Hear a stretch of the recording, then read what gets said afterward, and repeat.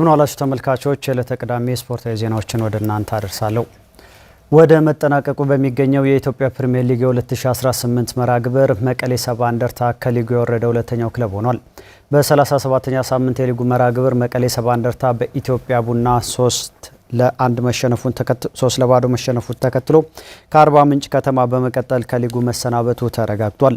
ቢኒያም ጌታቸው ሁለት ግቦችን ቀሪዋን ደግሞ ዲቫይን ዋቺኳ በፍጹም ቅጣት ምት ለኢትዮጵያ ቡና የማሸነፊያ ግቦችን ያስቆጠሩ ተጫዋቾች ናቸው። ተሰናባቹ መቀሌ ሰባ እንደርታ በ37 ነጥብ 19ኛ ደረጃ ላይ የተቀመጠ ሲሆን በ2011 የኢትዮጵያ ፕሪሚየር ሊግ ሻምፒዮን እንደነበር አይዘነጋም። በሌላ የትላንት ጨዋታ በአዳማ ሳይንስና ቴክኖሎጂ ዩኒቨርሲቲ ስታዲየም ቅዱስ ጊዮርጊስ በፍጹም ጥላውን ብቸኛ ግብ ፋሲል ከነማን 1-0 ረቷል። ሁለተኛ ደረጃ ላይ የሚገኘው ነገሌ አርሲ ኢትዮጵያ ንግድ ባንክን 2-0 አሸንፏል። በረከት ወልዴ በፍጹም ቅጣት ምት እንዲሁም ሀቢብ ከማል በጨዋታ የነገሌን የአሸናፊነት ግቦች አስቆጥሯል። ወልዋሎ ዓዲግራት ዩኒቨርሲቲ አስቀድሞ ከሊጉ መውረዱን ያረጋገጠውን አርባ ምንጭ ከተማ በማሸነፍ በሊጉ እንደሚቆይ ያረጋገጠበትን ወሳኝ ድል አስመዝግቧል።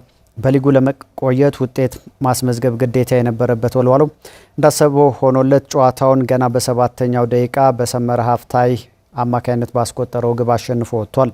ዛሬ ፕሪሚየር ሊጉ በሁለት ጨዋታዎች ሲቀጥል ላለመውረድ ትግል የሚደረግባቸው ጨዋታዎች ይከናወናሉ። ወራጅ ቀጠናው ውስጥ ያለው ድሬዳዋ ከሀዲያ ሆሳዕና ጋር ጨዋታውን ያደርጋል። ሌላኛው የወራጅ ክልል ላይ የሚገኘው ምድረገነት ሽሬ ከኢትዮጵያ መድን ጋር ይጫወታል። አዳማ ከተማም አለመውረዱን ለማረጋገጥ ዛሬ ከወላይታ ድቻ ጋር ይጫወታል።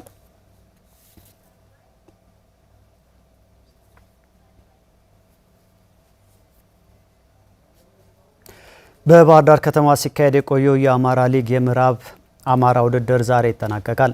12 ክለቦች በአራት ምድብ ተከፍለው ፉክክር ሲያካሂዱ የቆዩበት የአማራ ሊግ መድረክ ለዋንጫ ዛሬ በሚደረግ ጨዋታ ፍጻሜውን ያገኛል።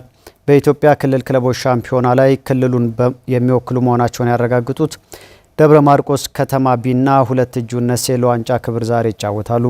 የመዝጊያ ስነ ስርዓቱና የዋንጫ ጨዋታው በባህር ዳር ዩኒቨርሲቲ ስፖርት አካዳሚ ሜዳ የሚደረግ ይሆናል። ገንዳ ውሃ ከተማ ትላንት በተካሄደ የደረጃ ጨዋታ መተማ ዮሐንስን 1-0 በማሸነፍ ሶስተኛ ደረጃን ይዞ አጠናቋል።